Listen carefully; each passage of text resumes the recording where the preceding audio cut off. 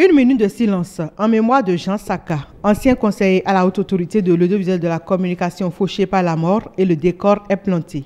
Lambert Dogo, premier rapporteur de la HAC, fait le point des dossiers et rapports étudiés ainsi que des activités menées au cours de la première session ordinaire de l'année, courant 16 février 2017 au 15 juin 2017. Au total, 5 axes prioritaires ont connu l'appréciation, le jugement et la validation des conseillers de la HAC en 4 mois d'activité. Un travail fort appréciable à en croire la première autorité de l'institution. En si peu de temps, nous avons pu accomplir nos tâches dans les 5 axes prioritaires suivants.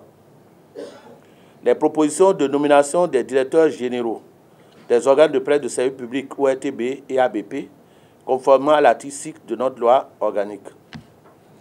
Le renouvellement de cette convention de radiodiffusion sonore, l'examen des plaintes de citoyens et organismes divers, le suivi des organes de presse, la question du passage de l'analogique au numérique.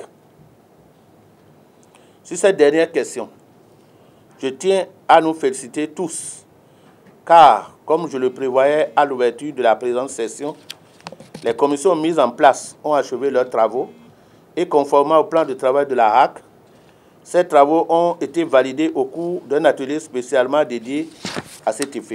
Selon Adam Bonitessi, la satisfaction aurait été totale si les conditions de vie et de travail des cadres et autres agents de l'institution étaient des meilleures. Il s'engage alors à poursuivre la lutte pour l'amélioration des dites conditions.